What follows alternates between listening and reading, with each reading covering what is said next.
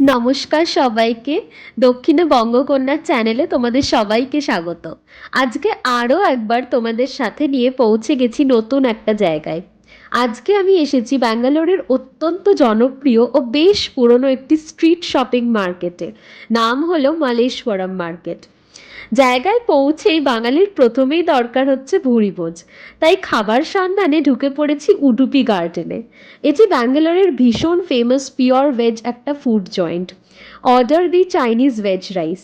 বেশ ভালোই খেতে, একটা সুন্দর স্মোকি ফ্লেভার। দাঁড়াও, আর একটা দারুণ জিনিস অর্ডার দিয়ে এলাম।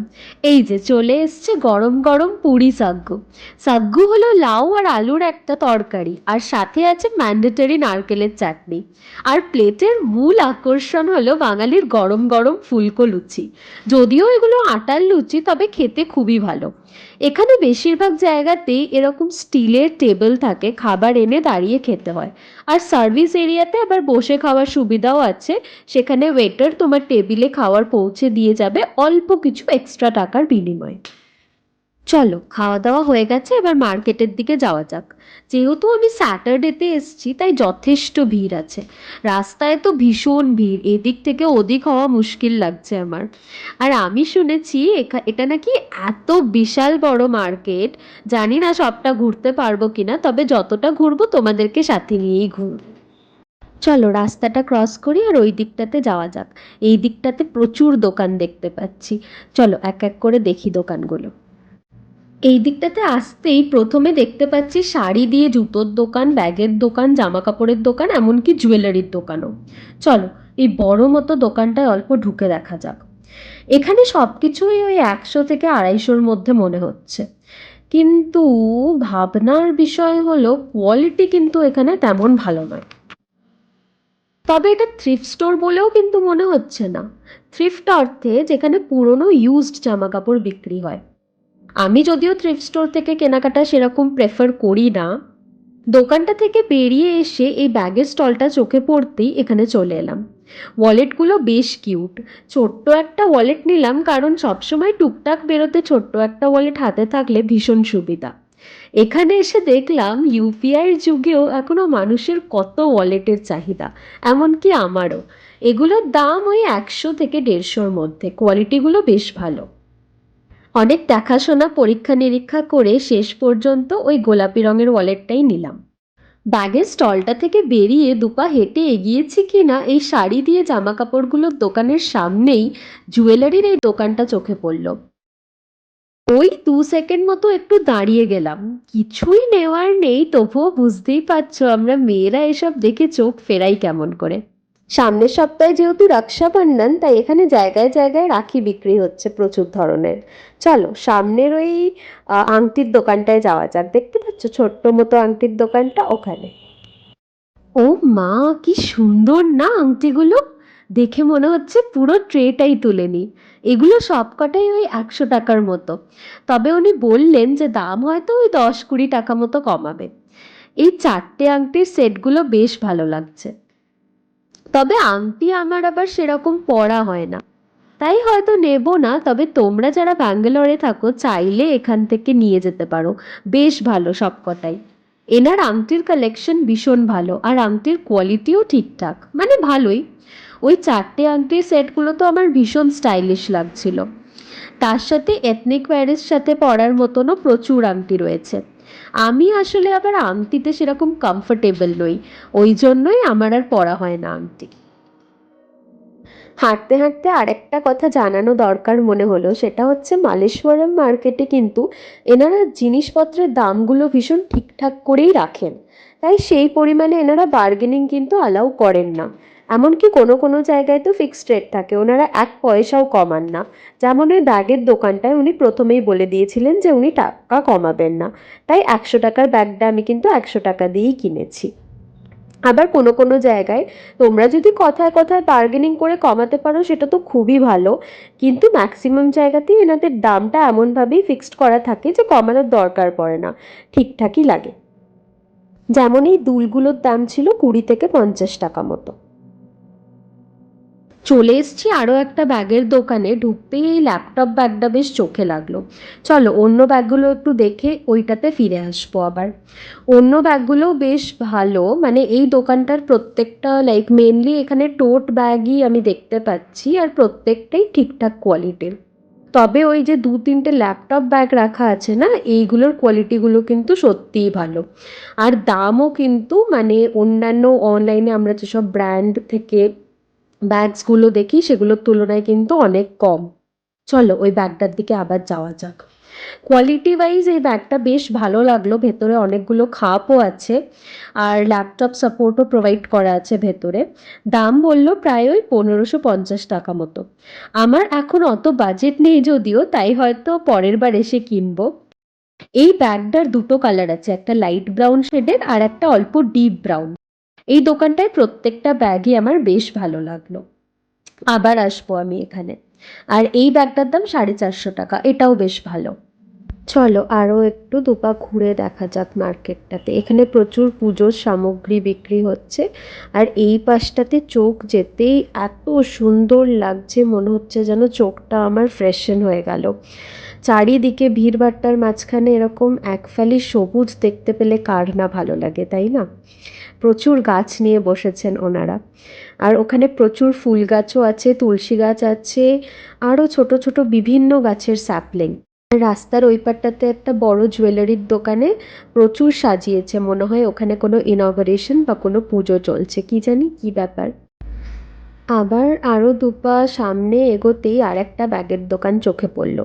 এখানের এই স্লিং ব্যাগগুলো বেশ ভালো লাগছে, স্পেশালি সামনের এই ব্রাউন যে স্লিং ব্যাগটা, এটা ভীষণ ক্লাসি লাগলো।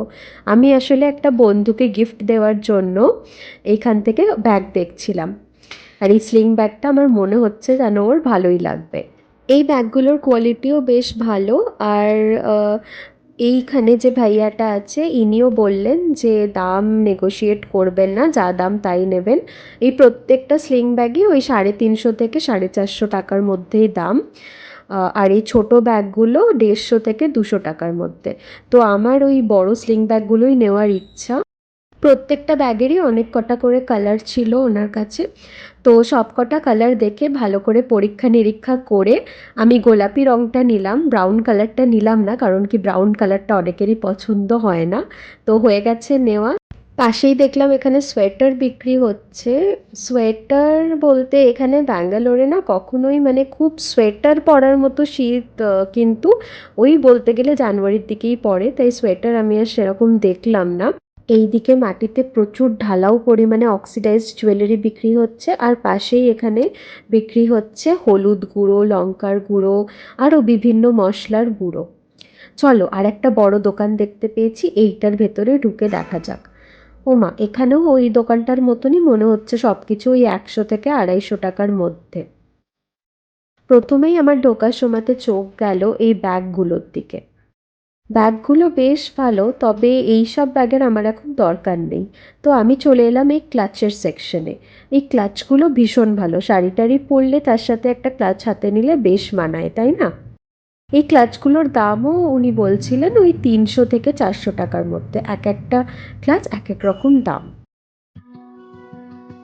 এখানে শাড়ি দিয়ে চটি জুতো সব বিক্রি হচ্ছে। চটি জুতো আমি ইউজুয়ালি স্ট্রিট শপিং থেকে নেওয়া প্রেফার করি না, কারণ কি এগুলোর কোয়ালিটি সেরকম ভালো হয় না আর এগুলো বেশি দিন টেকে না, প্লাস প্রচুর হার্ড হয়, তাই পায়ে লাগে হাঁটতে। আর এখানে প্রচুর জুয়েলারি আছে, ব্লাউজও আছে, মানে কি নেই এই দোকানটা, মনে হচ্ছে হরেক মাল বিক্রি করছে, সব রকম জিনিস আছে এখানে। আবার বেরোতেই দেখছি একটা ভুজিয়া টাইপের দোকান। চলো আর একটু ঘুরে দেখা যাক। আর তোমরা যারা বই পড়তে ভালোবাসো তাদের জন্য কিন্তু মালেশ্বরম দারুণ একটা জায়গা। এখানে এত ধরনের বইয়ের দোকান আছে, এমনি বড় বড় দোকান তো আছেই, প্লাস এরকম স্ট্রিটের সাইডেও কিন্তু প্রচুর বইয়ের সম্ভার নিয়ে এনারা বসেছেন। আর এখানে পুরনো বইও আছে, নতুন বইও আছে, তোমাকে বেছে নিতে হবে কীরকম তুমি চাও। আর এখানে এত কালেকশন, এত ভ্যারাইটি, মানে এরকম এরকম বুকস আছে যেগুলো আমি এক্সপেক্টও করিনি যে আমি এখানে পাবো। এরকম প্রচুর বুকস যেগুলো আমি অনেক দিন ধরে অ্যামাজনে বা বিভিন্ন অনলাইন সাইটে হয়তো কার্টে অ্যাড করে রেখেছি বা অলরেডি আমার উইশ লিস্টে আছে, সেগুলো আমি চোখের সামনে এখানেই দেখতে পাচ্ছি। তো অবভিয়াসলি আমার বই কালেকশন করতে ভীষণ ভালো লাগে। আমার ভালো লাগে যে আমার আশপাশে আমার রুমে বই থাকুক প্রচুর। আমি ট্রাভেলিংয়ের সময়তেও সবসময় 2-3টে করে বই নিয়ে ট্রাভেল করি। তো ওই জন্য আমার তো বই দেখা মাত্রই ভীষণ ক্রেজি ফিল হচ্ছিল। তাই আমি যে কটা উইশ লিস্টের বই এখানে দেখতে পাই আমি উঠিয়ে নিই। তো তোমরাও যারা বই কালেক্ট করতে, নিজের কাছে রাখতে এবং পড়তে খুব ভালোবাসো, তারা কিন্তু অবশ্যই একবার আসতে পারো বই দেখার জন্য। বইয়ের দিক শেষ হতেই তারপরে আমরা দেখলাম বিভিন্ন ধরনের ফুলের দোকান। দোকান ঠিক বলা যায় না, স্ট্রিটের পাশে এনারা একদম টাটকা ফুল নিয়ে বসেছেন বিভিন্ন ধরনের। আবার আর একটা বইয়ের দোকান দেখতে পেলাম। এটা ঠিক একটা লাইব্রেরির মতো দোকান, বিশাল বড় দোকান আর ভেতরে প্রচুর বইয়ের দোকান। এনারা এখানে পুরনো বইয়ের সম্ভারও রেখেছেন আর পুরনো বইগুলো এনারা 100 টাকা করে দিয়ে দিচ্ছেন, সমস্ত পুরনো বই। আর নতুন যত বুকস আছে সেগুলোর ওপর 20% ডিসকাউন্ট। এখানে বোর্ডটায় লেখা আছে 10%, কিন্তু যিনি ক্যাশে বসে আছেন উনি আমাকে বললেন যে 20% পার বুক ওনারা নতুন বইতে ডিসকাউন্ট দিচ্ছেন। তো এখানেও আমার খুব পছন্দের রবীন্দ্র সিংয়ের 2-3টে নভেল আমি খুঁজে পেলাম। নতুন বইয়ের কালেকশন থেকেই আমি এগুলো পেলাম। পুরনো পেলে আমি নিতাম, কিন্তু নতুনটাই যেহেতু পেয়ে গেলাম ওই জন্য নতুন থেকেই নিলাম। তো এখান থেকেও আমি 2-3টে বই কিনেছি। অনেক তো ঘোরা হলো, চলো এবার বাড়ি যাওয়ার পালা। বেলাও হয়েছে অনেক। আজকের ওয়েদারটাও খুব ভালো, যদিও ব্যাঙ্গালোরে এখন ওয়েদার ভালোই চলছে, কখনো বৃষ্টি কখনো রোদ। তো এই ছিল আজকে আমার মালেশ্বরম ঘোরা, আর তোমাদেরকেও সাথে করে নিয়ে ঘোরালাম। আমারও ভালো লাগলো আর আশা করছি তোমাদেরও খুব ভালো লাগবে।